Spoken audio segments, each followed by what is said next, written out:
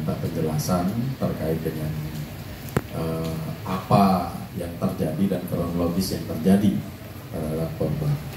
Jadi saya sampaikan pada rekan-rekan sekalian, kami sudah melaksanakan investigasi baik ke dalam maupun keluar tentang situasi kondisi yang terjadi.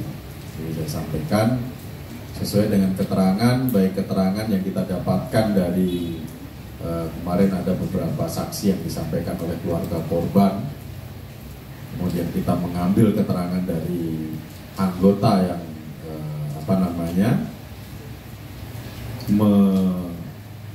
melaksanakan kegiatan yang ada di lapangan, didapatkan sebuah kesesuaian tentang alur permasalahan yang terjadi. Jadi saya sampaikan karena ada permasalahan yang ada di atas kapal, kemudian ada massa yang menginformasikan bahwa akan ada massa yang melakukan sweeping, sehingga kami melaksanakan kegiatan pengamanan.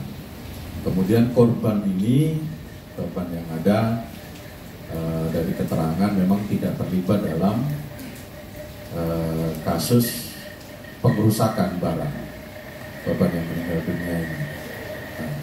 Akan tetapi pada saat dia turun, ada 2 anggota, kebetulan dari anggota Polri itu melihat yang bersangkutan membawa alat tajam. Sempat ditanya, bawa apa? Ya ini bawa barang. Sudah, ikut kami dulu untuk kita minta keterangan terkait dengan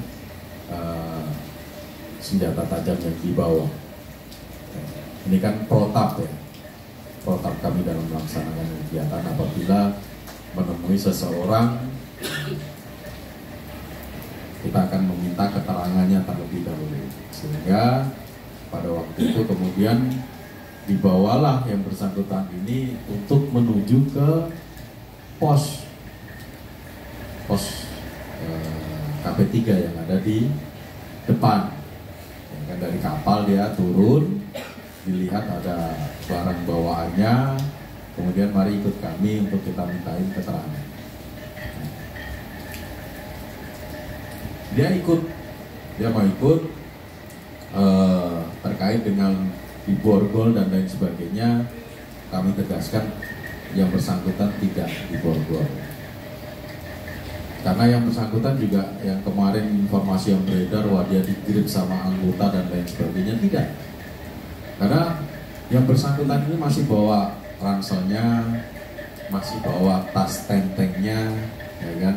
Sementara anggota yang membawa dia mau ke pos KP3 itu, anggotanya kan bawa senjata ini, flashball ini, ya, gas air mata, senjata gas air mata satu, kemudian yang satu pegang parang yang menjadi BB dari yang bersangkutan. Jadi sudah kita cek kemarin kesesuaiannya, Pak. Jadi mohon maaf, almarhum korban ini dia jalan di depan dari anggota, karena anggota bawa flashball, bawa laras licin itu, sama satu anggota bawa parang bawaannya yang bersangkutan, alat tajam parang bawaannya yang bersangkutan itu dibawa ke pos KP3. Nah, inilah yang kita sangat sesalkan, bagaimana masyarakat itu menghakimi tanpa melihat. Jadi seolah-olah bahwa yang bersangkutan itu adalah orang yang bersalah. Ya belum tentu. Kami tegaskan bahwa seseorang yang dibawa anggota Polri ini kan belum tentu bersalah, ya kan? Dia bawa barang bawaannya, bawa tasnya, sempat ditawarin sama ojek, Pak ojek, oh tidak, dia sempat menjawab juga tidak. Nah, masa mungkin kami tidak tahu dari mana datangnya masa ini. Kalau saya tanya anggota yang membawa yang bersangkutan ini, sekitar ratusan orang datang tiba-tiba dan berteriak, ini sudah ini. Nah di situ karena masanya jumlahnya lebih besar, kemudian langsung merangsek masuk. Jadi anggota ini berusaha menghalau massa.